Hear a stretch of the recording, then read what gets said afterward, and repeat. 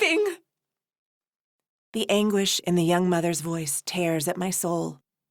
It's not the first time I've heard a girl screaming and begging during the Xalthurians' annual breed and reap. I can't remember a time before the screams, though I'm told it existed. But this scream is different. This time the voice belongs to my sister, Elle. With my poor eyesight and a wall of Xalthurian shoulders between us, can't see her. But I can clearly hear her begging the reaping force for mercy. We'd been working in the community potato field when the Xalthurians appeared in the sky with one short electronic blast of sound, their way of ringing our planet's doorbell, before landing their bright silver ship in one of our settlement's many barren red clay fields. The Xalthurians always came in the same way, and at the same time of year, during the month of what the new Terrhans called May, even though a year in this solar system was made up of 14 months, not 12 like the old planet. But the Xalthurians almost never come on the same day or even the same time of day for that matter. Last year, when Elle was 21, they came in the very early morning, but this year it was late in the afternoon. Before the ship appeared, Elle and I had been debating about whether to keep pushing in the community fields until sunset or take a break. Elle was tired after working the fields all morning with the red and ebony swirled hybrid infant she'd been allowed to name, perched on her back in a sling. She'd wanted us to go home, curl up for a nap with the baby tucked between us.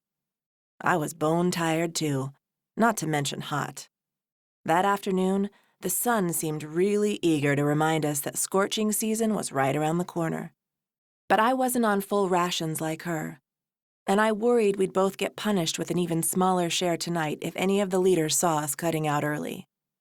To nap or not to nap? That had been the question. Until the Xalthurians showed up, dressed in 3 distinct ways, as they came bounding out of the ship.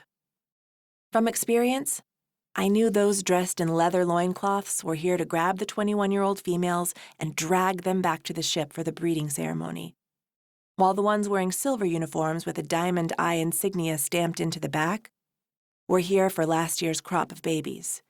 Breeders and reapers. That's what we called them. And as always, they were accompanied by a few green Xals dressed in flowing white robes. From what I could tell, these green guys were the only Xals who could actually understand and speak our language.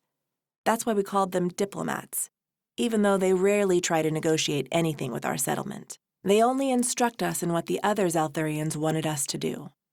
I had given my sister a sympathetic look. Though she hadn't named the little hybrid boy, I knew it wouldn't be easy for her to let him go. Most of the mothers with baby boys went directly to their red clay houses so that they could grab a few things to send back in the blankets of the babies they'd never see again. Drawings and trinkets and sometimes little notes written in the new Terrhan language, even though they knew the babies would most likely never be able to understand it. It's always been like this. For as long as I can remember, and maybe for as long as Elle can remember too. But Elle hadn't gone back to the house like the other mothers of hybrid boys when the Xalthurians sat down. Instead, she'd stood there, frozen, her short, curly black hair almost seeming to stand on end as her dark eyes darted back and forth.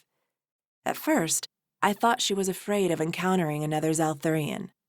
She was still pretty traumatized by the breeding ceremony.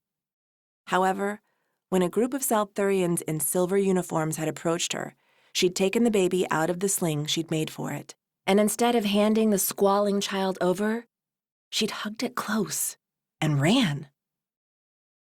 Ran and ran until she reached a cliff and couldn't run anymore. And now here she stood, surrounded by Xalthurian reapers at the precipice of a cliff with a 50-foot drop down to a dry, red clay bed that might have been a river a few millennia ago. On the other side of the reaper wall, my parents and just about every human getting bred or reaped had gathered to watch the scene unfold. I still can't make out much, but I hear Elle and her half-Xal baby sobbing wildly as she begs the reapers not to tear them apart. And I can tell they're ignoring her pleas when all but 2 of the Xalthurians start advancing on her in a precise arc.